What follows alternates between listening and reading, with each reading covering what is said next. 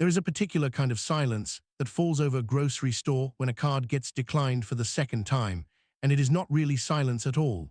It is the sound of a dozen strangers pretending not to listen while listening anyway, the soft shuffle of feet, the faint beep of a register that suddenly sounds like a verdict. Emily Carter stood at the checkout counter with her daughter's hand wrapped around two of her fingers, and she felt every one of those pretending strangers behind her. The cashier, a young man with tired eyes and a name tag that read Marcus, tried the card again out of habit rather than hope. The little screen blinked red. Declined. He said it quietly, almost kindly, but the word still landed in the middle of the store like a stone dropped into still water, sending ripples through the line behind her. Emily's daughter, Lily, 6 years old and missing her two front teeth, held a box of cereal against her chest the way other children hold stuffed animals. It was not an expensive box. It had a cartoon tiger on the front and a plastic toy taped to the side, and Lily had asked for it 3 weeks in a row before Emily finally said yes. Now the girl looked up at her mother with the particular confusion only children have, the kind that has not yet learned to disguise itself as anger or shame. "Mommy," she whispered, tugging gently, "can we still get the cereal?"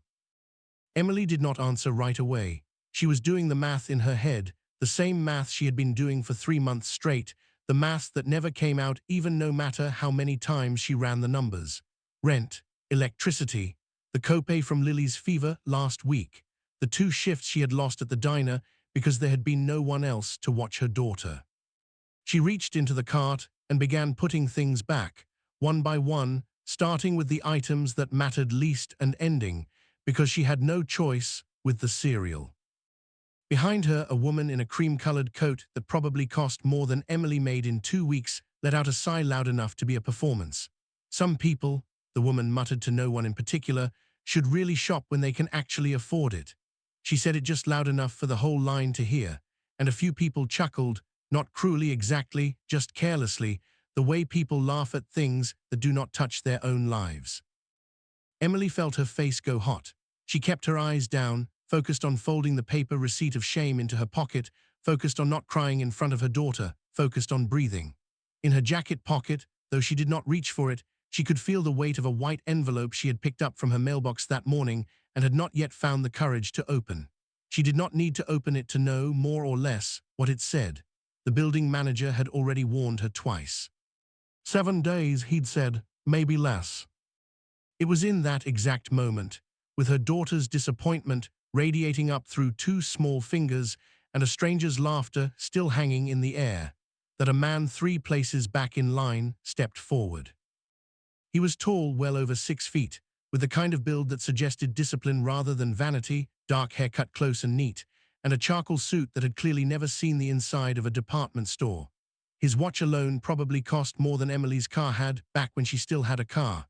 He did not make a scene. He did not look around for approval. He simply reached past Emily, set his own card down on the counter and said, "Put it all on mine, all of it. Let her keep everything." The cashier blinked, glanced at Emily, then at the man, then rang it through before anyone could object. Emily turned, stunned, already shaking her head. "No, I can't, you don't have to."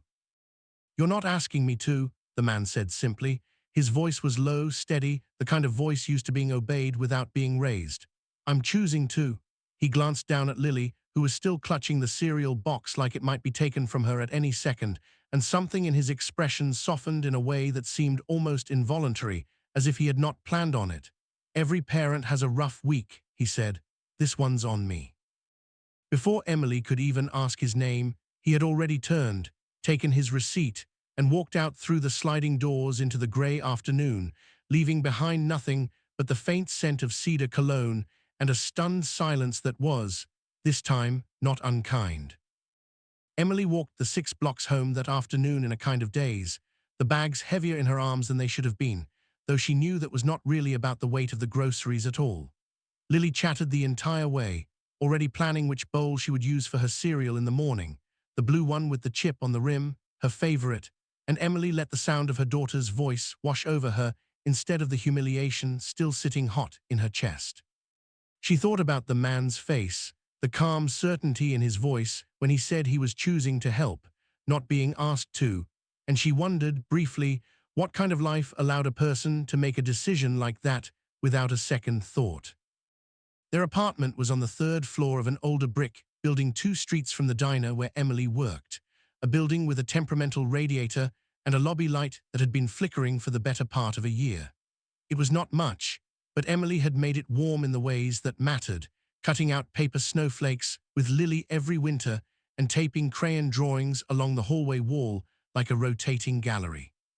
She set the grocery bags on the counter, unpacked the cereal first so Lily could admire it properly, and only then let herself sit down at the small kitchen table and put her face in her hands for exactly 1 minute, no more, because 1 minute was all she allowed herself before she had to be strong again. His name was Nathan Whitfield, though Emily did not know that yet and would not know it for 2 more days. He was 33 years old, and he ran Whitfield Properties, a real estate company his father had built from 3 apartment buildings into an empire of nearly 40, spread across the city and 2 neighboring states. He had not planned to be at that grocery store at all. His assistant had called in sick, and he needed coffee filters and protein bars for a late board meeting, small errands that reminded him, in a strange way, of a life he did not often get to live, an ordinary one, where a man simply walked into a store and bought what he needed without anyone standing up straighter when he entered a room. 6 months earlier, Nathan's engagement had ended, publicly and painfully, when he discovered that his fiancée had been far more interested in the Whitfield name and the Whitfield accounts than in Nathan himself. It was not a dramatic story. There had been no shouting, no thrown objects, just a slow, sickening realization one evening when he overheard her on the phone describing their future home in terms of square footage and resale value rather than anything resembling love. Since then, Nathan had built a wall around himself that he called professionalism, and everyone else, quietly, called something closer to loneliness. That night, back in his glass-walled office 40 floors above the city, Nathan barely thought about the woman from the grocery store. He signed off on emails, reviewed a quarterly report, and did not connect the small act of kindness earlier that day to the folder his property management team had left on his desk that morning, the one labeled Delinquent Accounts, Riverside Building, 3rd floor, Unit 14. He had scanned it briefly and initialed his approval on a stack of eviction notices without reading every name carefully, the way a surgeon signs off on paperwork between operations, present but not truly present. One of those names, buried among a dozen others, was Emily Carter. Whitfield Properties had grown considerably in the 18 months since Nathan's father stepped back from daily operations, and with that growth had come a certain kind of pressure Nathan rarely spoke about, even to the people closest to him. The Riverside Building, the one Emily called home, sat in a rapidly developing part of the city, and 3 separate investment groups had already approached Nathan about purchasing it outright, tearing it down, and replacing it with something newer, taller, and considerably more profitable. His board favored the sale. His father, in one of their rare phone calls, had told him plainly that sentiment did not belong anywhere near a balance sheet. Nathan had spent the better part of the year telling himself the same thing, repeating it in meetings, in memos, in the quiet moments when he wondered whether the version of success he had inherited was the only one worth having. That night after the grocery store and long before he would learn Emily's name, Nathan sat alone in his apartment, an immaculate space 40 stories above the street with almost nothing personal in it, no photographs, no clutter, nothing that suggested a life lived rather than managed. He poured himself a drink he did not really want and found himself thinking, unexpectedly, about the little girl's face when she realized she could keep the cereal after all. It was such a small thing. It should not have stayed with him the way it did. 2 days later, Emily finally opened the envelope she had been avoiding, sitting on the edge of her bed after Lily had fallen asleep, the lamp casting a small circle of yellow light over the page. The language was formal and cold, full of phrases like breach of lease agreement and failure to remit payment, ending in a single sentence that made her stomach drop entirely. Tenant is required to vacate the premises within 7 days. At the bottom, in a neat, confident signature, was a name she did not recognize. N. Whitfield, Chief Executive Officer, Whitfield Properties. She read it 3 times before the words stopped swimming. Then she folded it carefully, set it on the nightstand, and sat very still in the dark, listening to her daughter breathe in the next room, trying to figure out where 2 people could possibly go in 7 days with $40 and no car. The next morning, Emily did something she had never done before. She called in a favor from her manager at the diner to cover her shift, put on the only blazer she owned, the one from a job interview 3 years ago that no longer quite fit, and walked the 11 blocks to the leasing office of Whitfield Properties. She had decided she would not simply accept the letter. She would ask, plainly and honestly, for more time. She had never missed rent before this year. She had references. She had, until 3 months ago, a perfect record. Surely, she told herself on the walk over, surely someone would listen to that. The receptionist at the front desk was sympathetic but firm. Walk-ins did not usually get face time with anyone above a property manager, let alone the executives on the top floor. But something about Emily's calm insistence, the steadiness beneath the exhaustion in her voice, made the young woman relent and place a call upstairs. 20 minutes later, Emily was told she could have 5 minutes with the CEO himself, an unusual courtesy, though no one explained why he had agreed to it. She was led into a conference room with floor-to-ceiling windows and a long table of dark, polished wood. And when the door on the far side opened and the man walked in, Emily's breath caught in her throat. It was him, the same broad shoulders, the same dark hair, the same charcoal suit, though today paired with a different tie. The man from the grocery store, the one who had quietly paid for her groceries and vanished before she could thank him properly, was the same man who had signed the letter demanding she leave her home in 7 days. Neither of them spoke for a long moment. Nathan's expression shifted from polite professionalism to something closer to disbelief, and then, unmistakably, to something that looked like guilt. "You," he said finally, quietly. "You," Emily echoed, and for a moment neither of them knew whether to be relieved or horrified. Nathan sat down slowly across from her, folder in hand, though he did not open it. He was, for the first time in longer than he could remember, at a complete loss for words in his own conference room. He thought of the woman at the grocery store, the way her daughter had held that cereal box like a small treasure, the way Emily had refused his help before quietly accepting it out of necessity rather than pride. He had felt, walking away that day, a small warmth he had not expected, something unfamiliar and almost pleasant. Now that same woman sat across from him, and he was the reason her home was being taken from her. "I didn't know," he said finally. "The name on the file, I signed off on a stack of them. I didn't." He stopped himself, aware of how weak the explanation sounded even to his own ears. Emily's chin lifted slightly, not in anger, but in the quiet dignity of someone who had learned not to expect much from the world and had built her own foundation instead. "I'm not here to make you feel guilty," she said.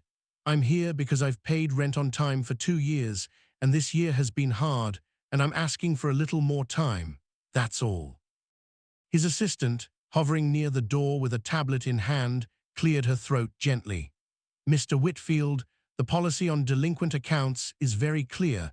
There are no individual exceptions, especially not for a unit already flagged for the building's upcoming sale." "I know the policy," Nathan said, more sharply than he intended, and the assistant fell silent. He looked at Emily for a long moment, torn between 2 versions of himself. The man who had built his identity on rules, on discipline, on never letting sentiment cloud a business decision, the very qualities that had made Whitfield Properties one of the most respected firms in the state, and the man who, 2 days earlier, in a grocery store with fluorescent lighting and a broken air conditioner, had felt something crack open in his chest at the sight of a little girl clutching a box of cereal. The assistant tried once more, her voice low but insistent. "Sir, the buyers are expecting an empty building by the end of the month. Every unit needs to be cleared on schedule. That was the agreement the board approved. If word gets out that exceptions are being made." "Then word gets out," Nathan said, and even he seemed slightly surprised by his own tone. He was quiet for a moment, turning the folder over in his hands without opening it, aware of Emily watching him with the particular patience of someone who had learned not to expect much and was bracing, gently, for disappointment anyway. He thought of his father's voice on the phone, of the board members who would frown at this kind of decision, of every rule he had built his reputation on never bending. And then he thought of a small hand wrapped around a cereal box, and a woman quietly putting groceries back on the shelf rather than making a scene, and he found, to his own surprise, that the rules mattered considerably less than they had that morning. "Give me until tomorrow," he said finally. "Let me look at your file properly. I'll call you myself." Emily studied him for a moment, searching his face for the kind of empty reassurance she had heard too many times before from people who had no intention of following through. She did not find it. What she found instead was something closer to genuine uncertainty, a man who did not yet know what he was going to do, but was, for once, willing to actually think about it. "Thank you," she said simply, and then, because she had learned the hard way not to lean on anyone's promises, she stood, smoothed down her blazer, and added, "But if the answer is no, I understand. It's your business, not mine. I'll figure something out. I always do." She thanked him again, this time for the groceries, her voice softer, and then she walked out of the conference room with her back straight and her eyes dry, refusing to let this be the moment she finally broke. It was that walk, more than anything else, that stayed with Nathan long after she left. He had expected tears, perhaps pleading, the kind of desperate negotiation he had grown used to seeing from tenants trying to buy themselves more time. Instead, he had gotten quiet grace, a woman choosing dignity over desperation, even as her entire world hung in the balance. It unsettled him in a way none of his usual meetings ever did. He spent the rest of that afternoon doing something he almost never did personally. He pulled Emily Carter's full tenant file himself, instead of leaving it to his property managers. He read through 2 years of on-time payments, an unbroken record until 3 months ago. He read the notes from a maintenance request the previous winter, in which Emily had thanked the repair technicians so warmly that the man had written it down in the file, an unusual gesture in itself. He found a note from the building's front desk describing how Emily had once stayed up half the night comforting an elderly neighbor after a power outage, though nothing in her lease required it of her. He found, buried in an old email thread, a mention of a husband, now absent, who had left when Lily was 2 years old and had not paid a cent of support since. He found, in other words, an entire human being where before there had only been a name on a spreadsheet marked delinquent. By the time he closed the file, it was past 9 in the evening, and the office around him had emptied out. Nathan sat alone at his desk for a long time, looking out at the city lights, thinking not about lease agreements or quarterly earnings, but about the sound of Lily's small voice asking her mother if they could still get the cereal. The next day, instead of calling, Nathan went in person. He did not wear the suit this time. He arrived at Emily's building in a plain grey sweater and dark jeans, carrying nothing but a folder under one arm, and knocked on the door of Unit 14 on the 3rd floor. When Emily opened it, exhaustion written plainly across her face, she froze at the sight of him standing there, uninvited and unannounced. "I know I should have called," Nathan said before she could speak, "but I didn't want to do this over the phone." Behind Emily, Lily peeked around the doorframe, and her face lit up with instant, uncomplicated recognition. "You're the nice man from the store," she said, delighted, before either adult could stop her, and she darted forward to wrap both arms around Nathan's leg in the unguarded way only small children can manage. Nathan, who had shaken hands with senators and negotiated deals worth tens of millions of dollars without so much as a flicker of nerves, felt something in his chest tighten at the small, fierce hug around his knee. Emily's eyes went wide with a mixture of embarrassment and disbelief, and she gently pried her daughter loose, murmuring an apology, but Nathan crouched down instead, meeting Lily's eyes at her own height. "That's me," he said gently. "I'm glad you got your cereal." He straightened up and looked at Emily, and this time there was no hesitation in his voice. "I read your entire file last night," he said. 2 years of on-time payments, a husband who left and never paid a cent since, a fever that put your daughter in the hospital and cost you 2 weeks of shifts. That's not delinquency, Emily. That's just life being unfair to someone who's done everything right." He held out the folder in his hand. "This is a new lease agreement." The past 3 months of back rent are forgiven, effective today. There's also an opening for an office coordinator position at one of our properties nearby. Better hours, better pay, benefits, if you want it. No obligation, just an option.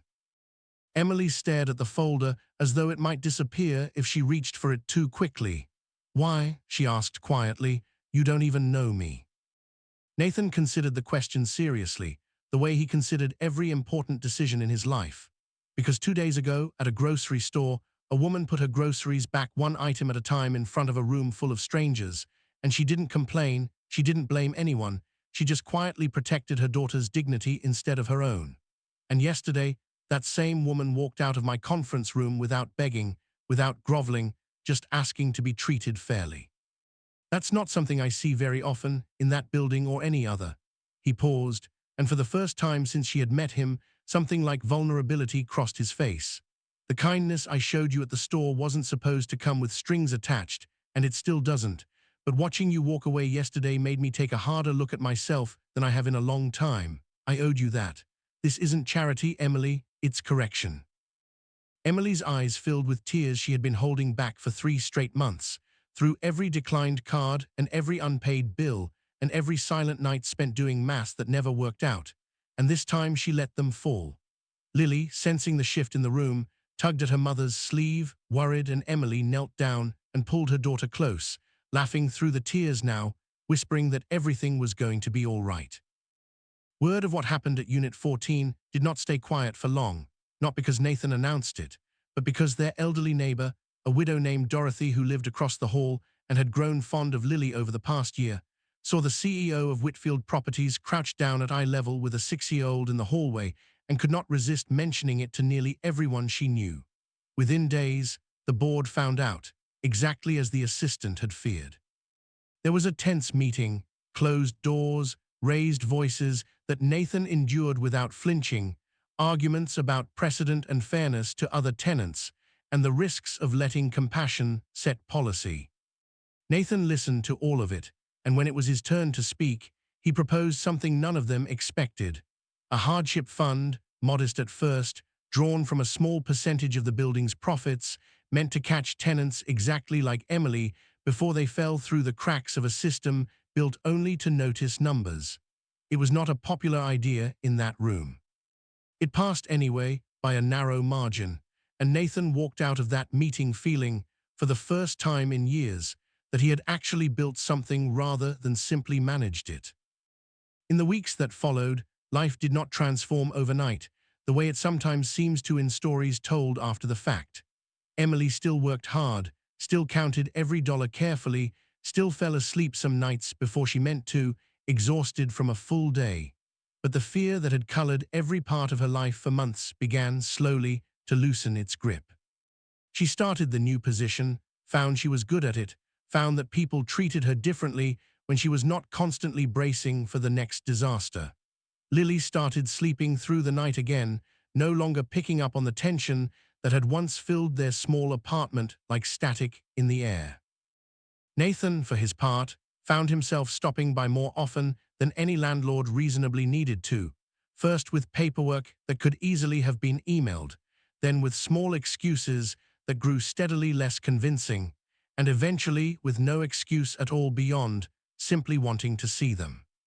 He brought Lily a book about tigers after noticing the one on her cereal box, and was rewarded with a hand-drawn picture that he kept, slightly crumpled, in his desk drawer at the office, tucked beneath folders worth considerably more money and considerably less meaning.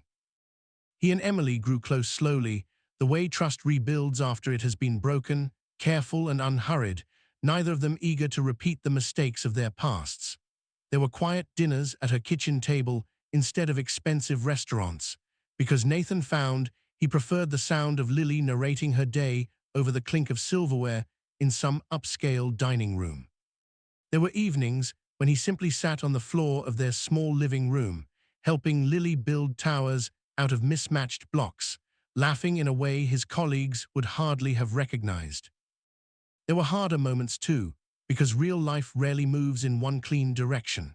One evening, 3 months in, Emily pulled back from him entirely, sitting on the edge of her bed with her arms crossed, telling him plainly that she was terrified of building a life around a man whose world could disappear as easily as it had appeared, that she had already rebuilt herself once from nothing, and was not sure she had the strength to do it again if this fell apart too. Nathan did not argue with her fear or try to talk her out of it.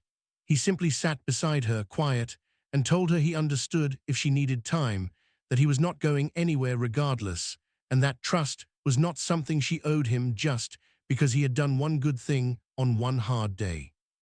It took her nearly 2 weeks to let him back in fully, and when she did, it was not because he had convinced her with words, but because he had simply kept showing up, again and again, in the small unglamorous ways that mattered far more than grand gestures ever could.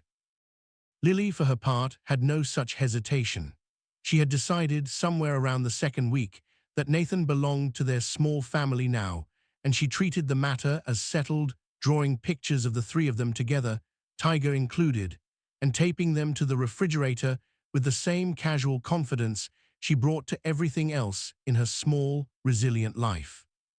6 months after the day her card was declined at that checkout counter, Emily stood in the same grocery store, in almost the same spot, buying groceries for a dinner she was cooking that night for 3 people instead of 2. Her card went through without hesitation, the way it always did now, but she found herself thinking, not about the sting of that old humiliation, but about the man who had once stepped forward without needing to be asked, who had chosen kindness before he had any reason to expect anything in return. Later that evening, as Lily fell asleep on the couch clutching a stuffed tiger Nathan had bought her, and the 2 adults sat together in comfortable quiet, Emily finally asked him the question that had been sitting in the back of her mind for months. "Would you have still done it?" she asked softly. "Helped me that day, if you'd known who I was, if you'd known I was already on your list." Nathan thought about it honestly before answering, because he owed her that much. "I'd like to say yes without hesitating," he said, "but the truth is, I don't know who I would have been 6 months ago. I know who I am now, and now there's no version of me that walks past you and your daughter and does nothing." He reached over and took her hand, his thumb tracing gently over her knuckles. Sometimes the smallest thing you do for someone, without expecting anything back, ends up being the thing that changes your own life more than theirs. Nathan thought back, too, to the version of himself that had walked into that grocery store just 8 months earlier, a man who measured his days in signatures and square footage, who had grown so used to being surrounded by people that he had forgotten what it felt like to actually be known by any of them.